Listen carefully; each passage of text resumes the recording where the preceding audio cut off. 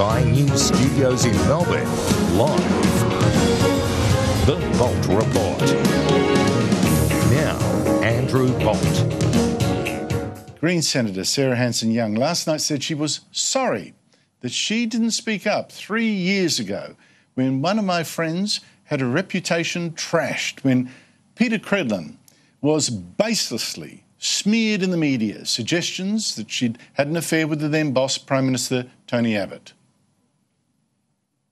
You know, at the time, I regret not calling it out and defending her more then, and I've since said I'm sorry to her.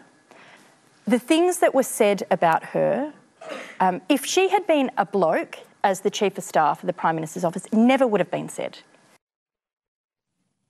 Hanson-Young is not quite right there. As I said at the time, the reason Peter Credlin wasn't defended, and not just Hanson-Young, but so many others, particularly in the media, it wasn't because she was a woman, it was because she wasn't of the left. Instead, she was Chief of Staff to a Conservative, Tony Abbott, hated by the left. That's why Hanson-Young never defended her. Credlin was simply on the wrong side. These are now very tribal times. And we are seeing the very worst of this kind of thing right now in the United States, and I fear it's coming here. Brett Kavanaugh is also on the wrong side. He's white, he's a man, and above all, he's a Conservative, nominated by President Donald Trump to one of America's most influential jobs, Justice of the Supreme Court.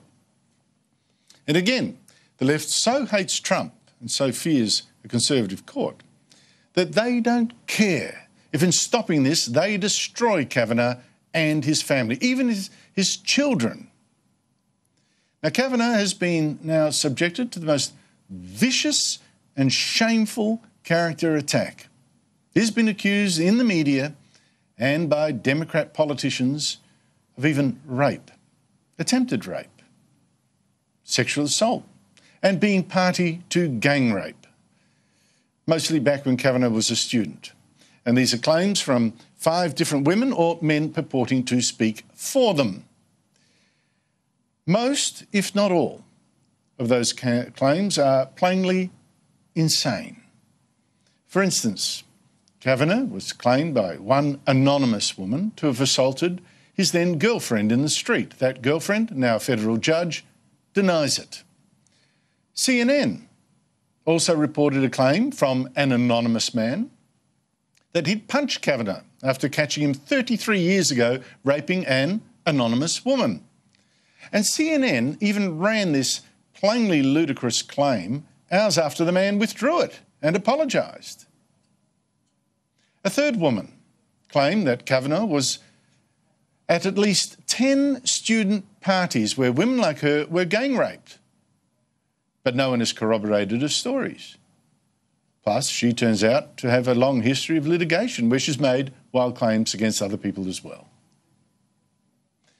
So what is left is one complaint, and that's from Christine Baisley Ford, who was 15 when she claims Kavanaugh, then 17 years old, allegedly tried to rape her, as she last week told a Senate committee that's deciding whether to approve Kavanaugh's nomination.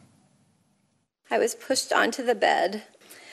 Brett groped me and tried to take off my clothes. He had a hard time because he was very inebriated and because I was wearing a one-piece bathing suit underneath my clothing. I believed he was going to rape me. I tried to yell for help. When I did, Brett put his hand over my mouth to stop me from yelling. Now, Ford says that alleged assault only stopped when one of Kavanaugh's friends fell on top of him and they started wrestling. Now, maybe something did happen, but was it Kavanaugh? Well, because Ford is a woman and Kavanaugh's a Trump man, protesters have said she must be believed. They have screamed at the hearings. They have yelled at senators in lifts and corridors. They've gone crazy at absolutely anyone suggesting that we judge Kavanaugh just by the evidence. So what evidence do you have that I don't have to prove a negative. That's what makes our judicial system so amazing. So you're going to let a potential assaulter what kind of uncultured swine are you? Tell me! You don't believe her?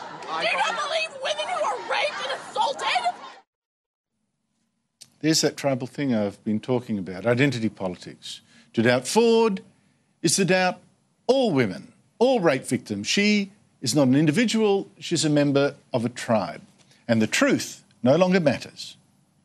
And that's why Kavanaugh has seen even his 10-year-old daughter attacked in a cartoon in the Illinois Times, praying for forgiveness for a father the cartoonist says is a lying alcoholic guilty of sexual assault. And actor Matt Damon, who notoriously defended sex predator Harvey Weinstein, mocked Kavanaugh on Saturday Night Live. I don't know the meaning of the word stop. Now, I believe in innocent until proven guilty. I believe that people are individuals and not to be judged by their race or gender. I believe in evidence. And as it happens, a woman, Rachel Mitchell, the state prosecutor, was asked by the Republicans on that Senate committee to check Christine Baisley Ford's claims that Kavanaugh tried to rape her 36 years ago. Mitchell's report is on my blog. Please read it. She says there are 9 reasons to doubt Ford's story that Kavanaugh attacked her at a party in 1982 and that no reasonable prosecutor would ever take such allegations to a court. For instance, all the people that Ford claims were there, including a lifelong friend, never saw or heard of this attack. Ford can't remember where the party actually was that she was allegedly attacked at. She can't even remember how she got home, miles away, after rushing outside.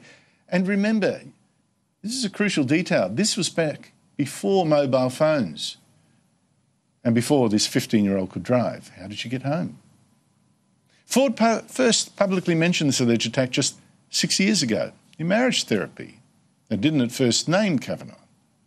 And Ford claims the attack left her too scared to fly, but then she admitted she actually flew fairly frequently. Hawaii, French Polynesia, Costa Rica, Washington.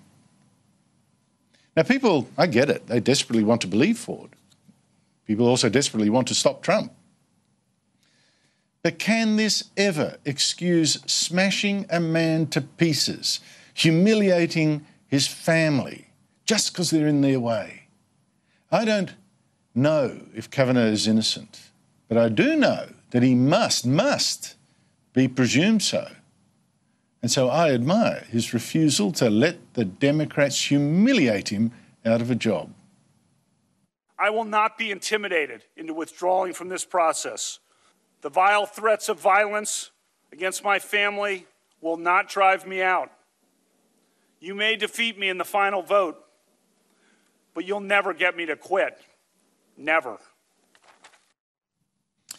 All I can say is learn from Sarah Hanson Young.